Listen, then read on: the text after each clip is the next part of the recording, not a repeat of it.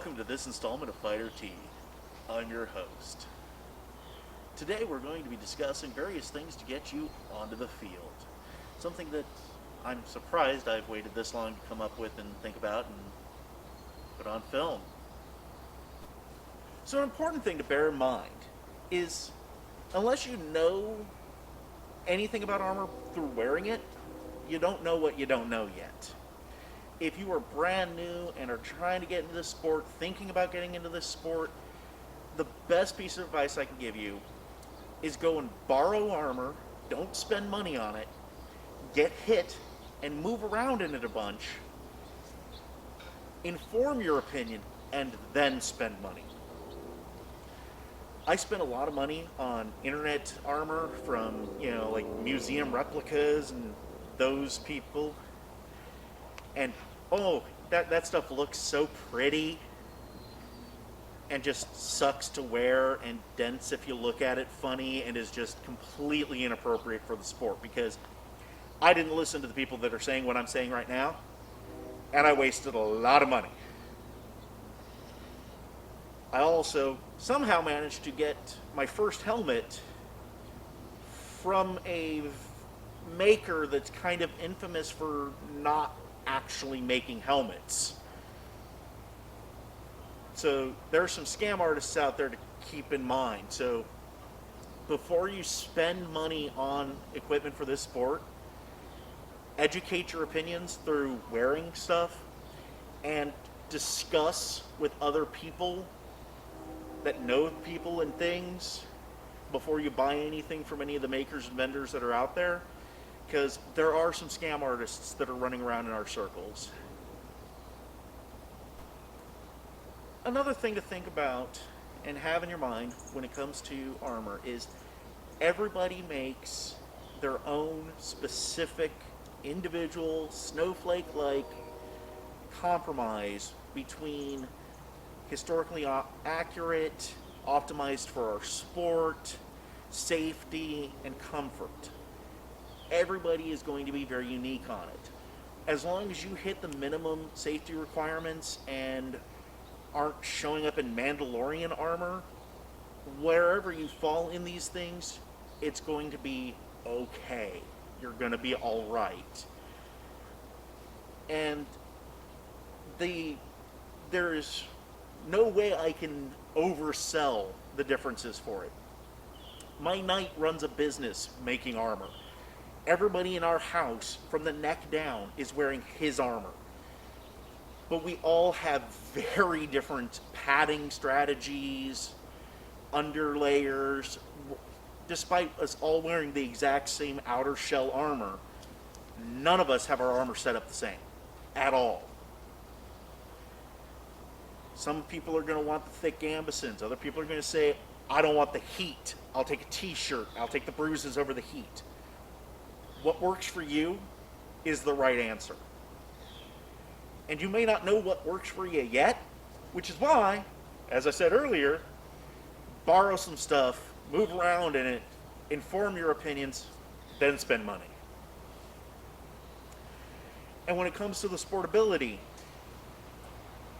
I have a dear friend who wanted to be a Viking shield maiden and made a giant wooden circular Viking shield that is very historically accurate, and then determined that between her shoulder and it being a sail that I could manipulate and everybody else could, has switched to a heater shield. There's a reason that certain historically accurate weapon techniques and stuff don't come over to our sport, because it's a sport. There's some rules to it. There's some advantages within those rules for certain strategies. Make the decision that's comfortable for you. So, another place I would recommend not compromising on is your feet. They're your interface between you and the ground, traction, ankle support, all that kind of stuff.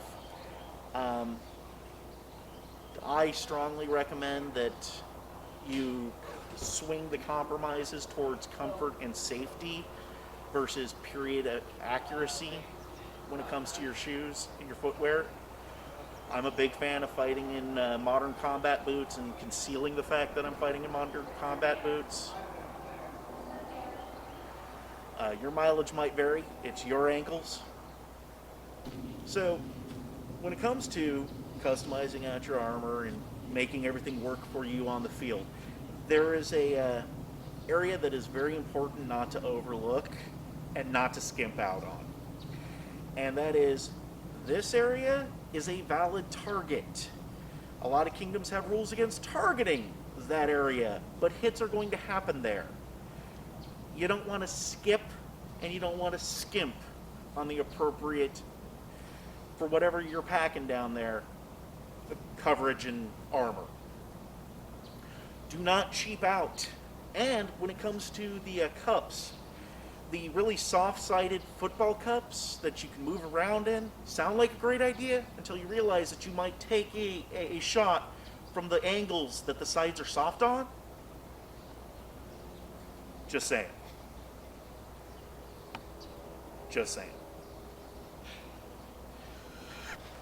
And a related piece of advice, a little word here for you, is certain parts of your armor, if they're not uncomfortable, they're probably wrong. Gorget is French for uncomfortable. If your gorget is comfortable, triple check it with a marshal because it's probably not covering something it's supposed to. Yeah. When it comes to, remember, something that doesn't get talked out at a lot of practices, but is important for actual events and stuff, is you're supposed to signify to the audience that a killing blow has been received by flopping.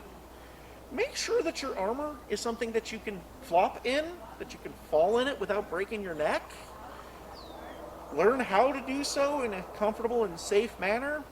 Make sure that your armor allows enough mobility so that you can get back up. My first breastplate that it looked beautiful. I bought it before I knew anything about armor. It was even made for me at my heaviest as a costume piece. I almost broke my neck falling in that because there was a piece that doesn't bend and doesn't flex, doesn't stretch because, you know, it's metal, that was like right here. And yeah, no, it could have been bad. Pay attention to that. Because again, you don't want to die for real. You want to die in the sport. You don't even want to do that. You want to make the other guy do that. But, you know, no ambulances. There's a couple of terms in the Marshal's Handbook that don't really make sense if you just read the Marshal's Handbook, or at least they didn't make sense to me. And I had to have somebody explain some of these terms to me. So I'm going to cover a couple of them as I remember them for you. When they talk about the points of your joints and how they need to be covered by armor, the points of your elbow, for an example, are the bony protrusion that comes out, that point right there, and then the pivot points right there. So if these three spots are covered, my elbow is protected, which means you're going to put something that's a little bit bigger than all that at the minimum. Same for knees, etc. You'll also see in the Marshal's Handbook talking about gauntlets grounding out.